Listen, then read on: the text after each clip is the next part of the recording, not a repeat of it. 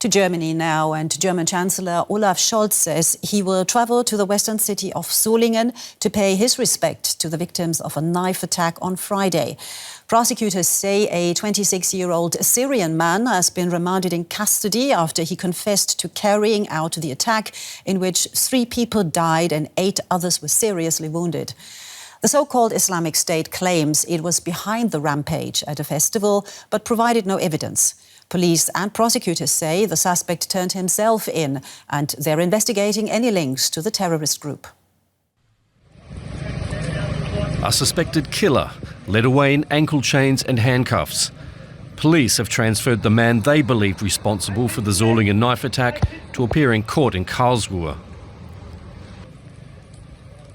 The 26-year-old Syrian was detained on Saturday night after giving himself up and confessing to the crime. Media reports say he was wearing blood-stained clothing. His arrest came after a day-long manhunt, which included this police raid of a hostel for asylum seekers, not far from the scene of Friday's rampage. Thousands had gathered in central Solingen for a concert and street festival, when a man began stabbing people at random, killing 3 and wounding 8 others. The so-called Islamic State has claimed responsibility. The group's links to the attack are still being investigated. Germany's President Frank-Walter Steinmeier called for better security for the public. We have to better protect ourselves from attacks like that. With regard to terrorism, this might also mean an expansion of powers. Central Solingen remains cordoned off as police continue their search for evidence. Locals remain in shock over the brutal attack at a festival supposed to mark the city's 650th anniversary. On a day when celebrations should have been taking place, instead the people of Solingen are commemorating the victims of a night of bloodshed.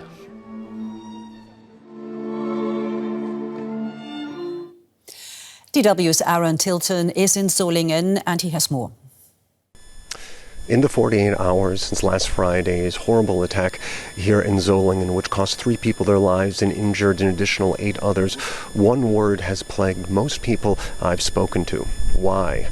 What we know is one man is in custody and has confessed to the crime, but that hasn't given the people here any easy answers. For days now, they have been seeking solace in each other's company at makeshift memorials like the one behind me, seeking solace in their community. But at the same time, people are already beginning to point the finger. Some people I've spoken to point the finger at the German government, saying their lax migration policies and refugee policies led to this horrible event. At the same time, others from the Muslim community have told me, please tell the world, this man doesn't represent our faith. This man isn't a man of God. But at the end of the day, that one word still plagues most. There is no easy answer why terror came home to Solingen, and the only thing that's left for the residents of the city is to seek solace in their community. And I'm joined now by Hans-Jakob Schindler. He's a senior director at the Counter-Extremism Project and an expert on Islamic State and Islamist terrorism. Thank you so very much for taking the time and joining us. Thanks for having me. Islamic State claimed responsibility for the attack in Solingen. Can we trust their claim? Well, first of all, the claim came via their official main media outlet, Amak. Hence, the claim itself is original. The thing that still needs to be investigated is, have there been any links between the perpetrator and the Islamic State prior to the attack? Now, the Islamic State has been calling for such attacks since 2017 consistently. It has increased its calls since October 2023 because Hamas was too much dominating in the media, and IS only works if it's talked about. So it is absolutely also possible that we see here an inspired attack. That means the individual radicalized himself on the internet, plans this attack, and just before he conducts the attack, sends a message to IS that he's going to do this now, which would explain why IS is so vague in what they said and why it took them so long to claim responsibility. So what's the more common event that we can observe? Because you just mentioned it may have been inspired by a terror group like Islamic State, but not necessarily ordered by a terror group like Islamic State. What's the most common thing that happens? Are people here in Germany, German perpetrators, mostly radicalized by their community, by social media, or are they really worrying strong links to other terror groups? Well, here is the bad news. We had in the last couple of years after 2019 and the Caliphate's destruction, less problems with larger scale, complex, organized attacks or what is called directed attacks. That means the perpetrator is in contact with the Islamic State and gets instruction on how to prepare for this attack. So, organized attacks, Moscow in March. Directed attack, very likely what happened around the Taylor Swift concerts, because it turns out it was quite a complex plot, which is unlikely to be just out of the minds of a 19, 17 and 15-year-old. And then you have this inspired attacks. We only in Germany had to be content with inspired attacks until about 2021. Since that time, we've seen all three attack versions being really pushed by the Islamic State, especially since October last year, to get back into the media. So it's really impossible to say which one is the more prevalent version. But what we can see is, of course, with directed attacks and organized attacks that require a certain amount of communication, security forces, including through good cooperation internationally, have a good chance to detect this. And we've seen a number of ISIL cells being arrested in Germany prior to the European Football Championship and afterwards, because they were in communication with foreigners. These inspired attacks are extremely hard to detect beforehand. Yeah, because you have no data. But what you just mentioned, we do have a lot of data on those that are being ordered and actually follow a very specific system.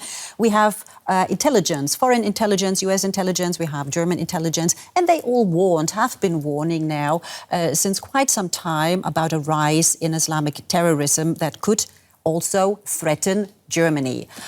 In your view, what is the right reaction to it? What should authorities do? And in this case, have they done it?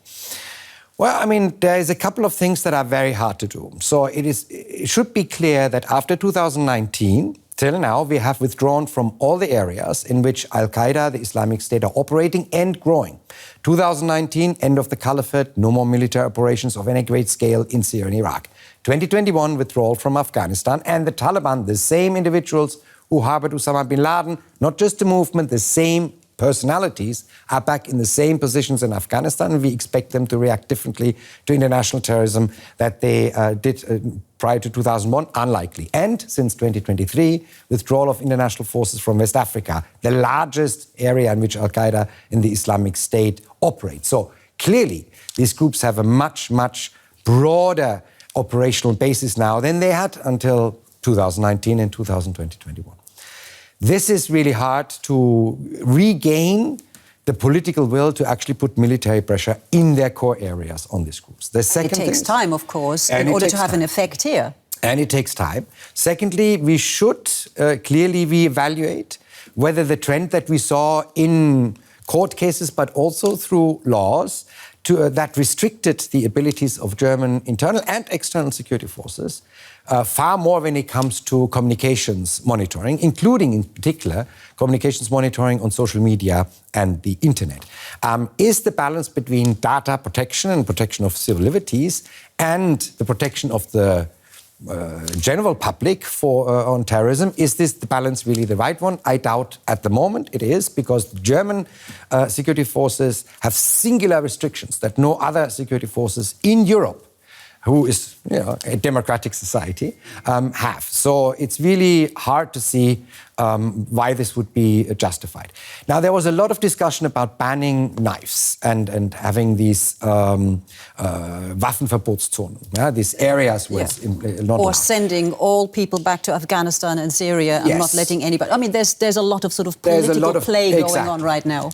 So these restrictions on knives would not have kept the guy from Solingen from doing this. He took a kitchen knife that he bought and perpetrated this attack. He would not be deterred by a Waffenverbotszone, right? Now, as worrying as that is, it's very worrying to know, but just as a last question, final question, short answer if you could, Is this just the beginning? Can we expect more attacks? They will continue to try. So whether you prevented a terror attack or there wasn't a terror attack is not the end for the terror organization. Their strategy is, through a continuous stream of terrorist attack, to weaken our societies. Now, it is really important for us not to overreact, not to restrict civil liberties too far, but take a very objective, cold-hearted view on the situation and then adjust what needs to be adjusted, but just as much as it needs to be. All right. Well, thank you so very much, Hans-Jakob Schindler, an expert, senior director of the Counter-Extremism Project, expert on Islamic State and Islamic terrorism. Thank you so very much for being here and sharing your insights. Thank you.